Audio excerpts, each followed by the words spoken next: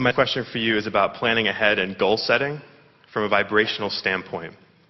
Before I discovered your teachings, I was an avid reader of what I call success books. These are books like Stephen Covey's 7 Habits of Highly Successful People or The Success Principles by Jack Canfield. I know Jerry has mentioned Think and Grow Rich before. These books tend to break down the principles of what successful people do so that you can apply them to your own life. A lot of these books acknowledge the importance of visualizing and allowing to an extent, but they tend to be written also toward the old school way of thinking with the mindset of working hard and never giving up, and other ideas that don't necessarily take vibration into account.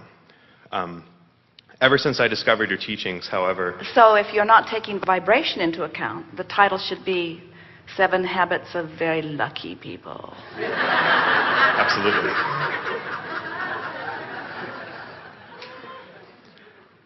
So basically, since I've discovered law of attraction in your teachings, which as soon as I attracted you into my life, I viscerally knew that this was all true. I've been confused about how to merge some of what I've learned before with these success books. Well, let's start with what you first mentioned. This is very important, goal setting. So we would like to explain that the contrast causes you to set goals all day, every day. Because when you know what you don't want, you know what you do want. So you are vibrationally setting forth those requests, or you could call them goals, all day, every day. When you visualize or write affirmations or script or try to imagine, as many of these books that you've talked about encourage you to do, that's not really the goal setting, because the goal setting, from our point of view, the goal setting happened in step 1. That's when you ask. Everything else that we write about, every process we offer, and we are eternal spewers of processes, every process we offer is to assist you with step 3. In other words, step 1 causes you to set the goal. Not only does step 1 cause you to set the goal, step 1 causes you to set a goal that step 2 embraces. In other words, the larger part of you has not only set that goal, the larger part of you has become it. The question is, what are you doing to close that gap? So whether you are goal setting, in other words, when you are talking about what you want and why you want it, when you're thinking about when it will come and how it will come, often the reason that so many people have trouble with that is because when they try to get specific about things that they don't understand, they offer more contradictory vibration than they do complementary vibration. So we would say, if goal setting makes you feel good, then it's the right approach. If the affirmation you're speaking fills you up with a feeling of at oneness, then it's a really good affirmation.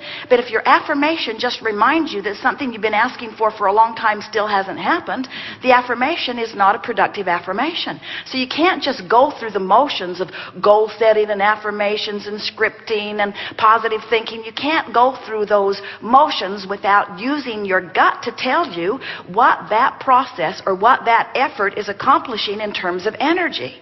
There are a lot of people that frankly just try too darn hard. In other words, life has caused them to ask, and they're so aware that they're not where they want to be that they just try and try and try. And here's the best thing that we can say about this brilliant question that you're offering here. Since there are 3 steps, step 1, step 2, step 3, you're tired of hearing about it, but we are going to keep telling you about it because that's the process of all creation. Since there are 3 steps, so often when you're goal setting and when you're affirming, without meaning to, you're holding yourself in the step 1 phase. In other words, it's like, because this thing that I want hasn't come, then I need to ask for it more. It's like, I'll keep asking, I'll keep saying I want it, I'll keep talking about wanting it. And what you do when you stay active in step 1, you can't allow step 3, because step 1, which is the question, is a very different vibration than step 3, which is the answer.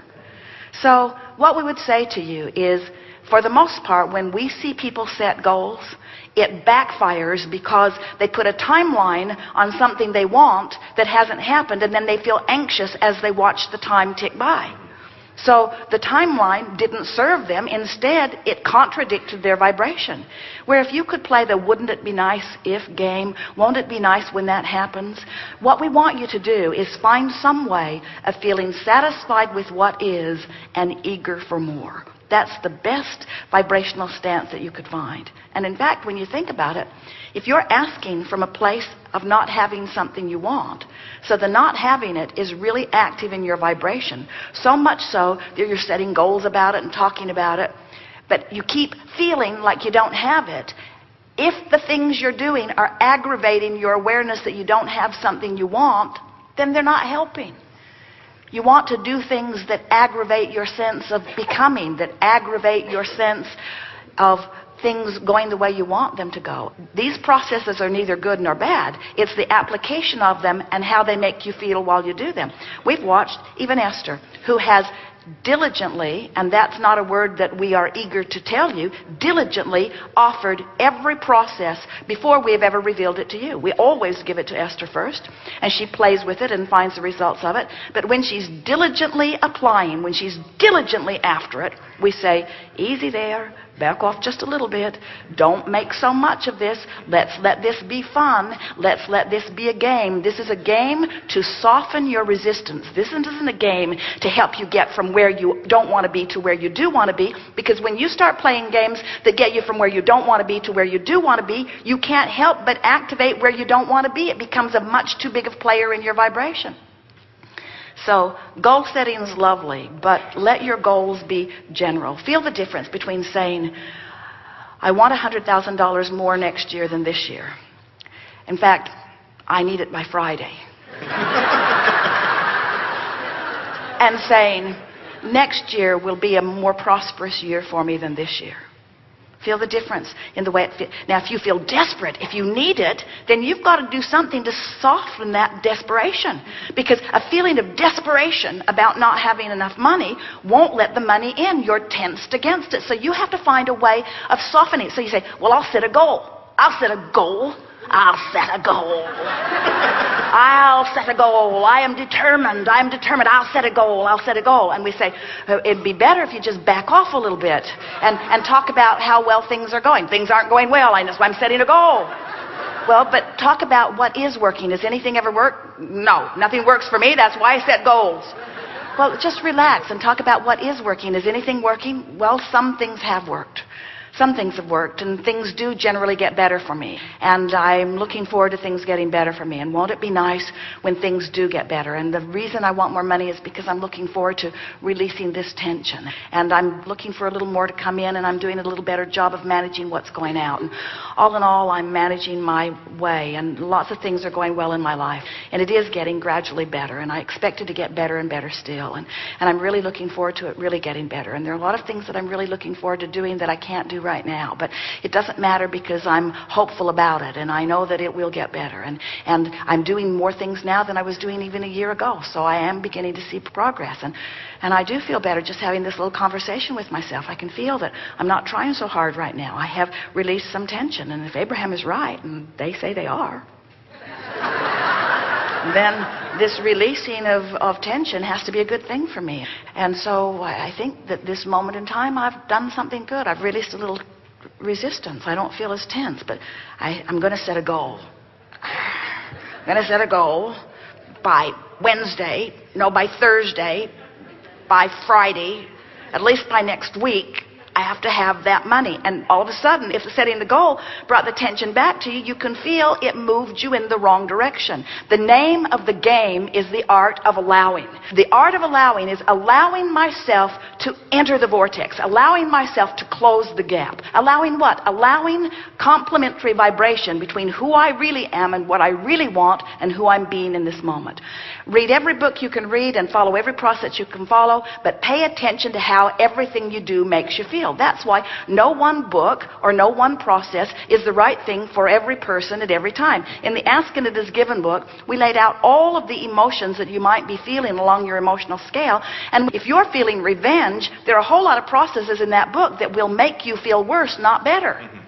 If you're feeling hopeful, every process in the book will be of advantage to you. In other words, there are some processes that will aggravate your resistance, and there are some processes that will soften your resistance. So the first thing you got to do is figure out where you are in relationship to where you want to be. Processes are good. Overdoing them isn't good. Because when you overdo processes, what's the underlying thing? I'm not doing well. I need to work really hard. I'm far from where I want to be. Listen to yourselves when you say, oh yeah, I sort of want that, and I really, really, really, really want that. Well, the things you really, really, really want, usually you're really, really, really practicing really, really big thoughts that really, really, really hold you in really, really resistance to what you really, really want. Give it a break. Give it a break. Step 1 happened. Step 2 happened. Chill out. Be easy. So here's the difference between I'm going to relax and I'm going to set a goal. You've set the goals. You set the goals incrementally. Now allow the goals. This is a goal-allowing process. How can I allow what I'm asking for to be? Get a little happy. Be a little optimistic. Can't be optimistic. I've wanted it forever and it hasn't come. Then let it go. Let it go. If you've been struggling with something for a long time and it hasn't come, something's not right in your vibration. Let it go. Focus upon what is working. You could have 10 things you want.